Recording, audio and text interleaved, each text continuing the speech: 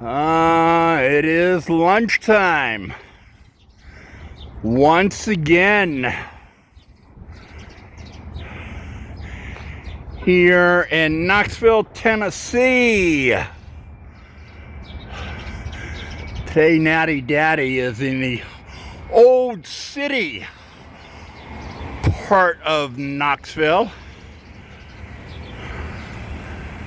Over there you see the remains of the old White Lily flour mill and Southern Railway tracks.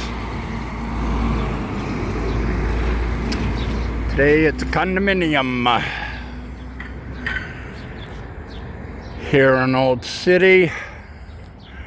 Down the road there, it does pass the multiple parking lots and the underpass is the Covenant Health Ballpark, where the Knoxville Smokies and more recently the One Knox soccer team here in Knoxville have begun their seasons. Today it is lunch at Barleys Tap Room. I was over here once during Big Ears Festival and couldn't get my phone out of my pocket to record. It was that crowded inside. They had a number of acts there. And some of the acts were presented live here on WDVX. Is that right? WDVK, the local bluegrass station here that you may be familiar with broadcasting Monday through Thursday at the Visitor Center here in Knoxville. Well, every weekend, Barley's Tap Room picks up the sound and picks up the live performance at noon as they start their weekend here with live music from the stage inside there. And yeah, never been here for a I'm hoping I can see the stage today and see the performers here featured this mid-May at lunchtime at Barley's Tap Room. A very popular site among especially the young here in Old City.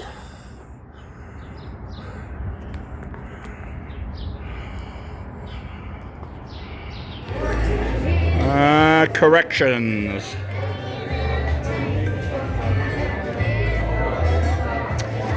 WDVX is here only on Fridays. They've been here some Thursdays and Fridays since the visitor center's closed, but usually their time here at lunch is on a Friday, with the visitor center taking the dates from, or the weekdays from Monday through Thursday, and then Saturday along Gay Street.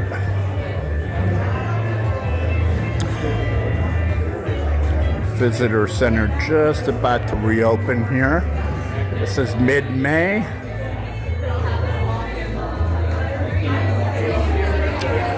$96 taps.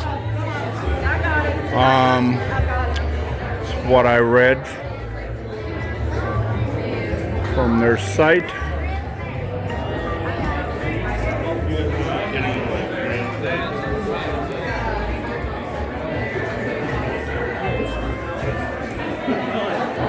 sure if they have a Natty Daddy on tap. About ready to go.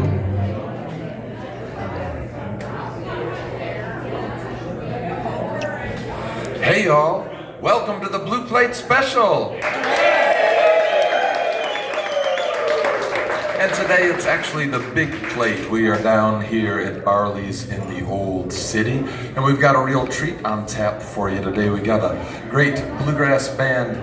They've come a little ways to see us. We'll talk about that later, but you all give a big welcome to Chicken Wire Empire.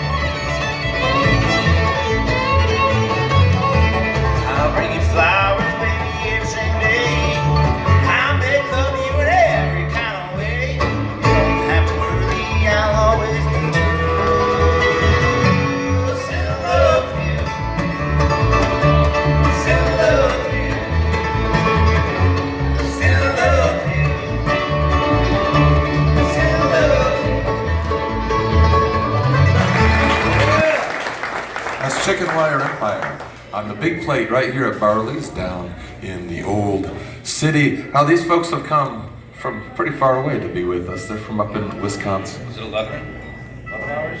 11 hours? We had a nice trip yesterday. 11 hours in the van together, straight from Madison, Milwaukee, straight here to Knoxville. Oh, hey. But y'all are going to stick around this evening. We appreciate that. Y'all are sticking around this evening to play another show up in Townsend at the Great Smoky Mountain Heritage Center. So that starts at 7 o'clock if anybody's interested in that one. So this band's been around since, well, you couldn't quite decide, 2014, 2016, somewhere in there. But only one of you, Jordan, you're the only one who's been here since the beginning. Tell us a little bit about the story of the band. Yeah, up in Wisconsin, there actually is a pretty awesome bluegrass scene and acoustic music scene up there. We used to have a festival called the Mole Lake Bluegrass Festival that had like all the greats, Hartford, Monroe, you name them, they were up there. So we have a scene for it, but there's not a lot of it.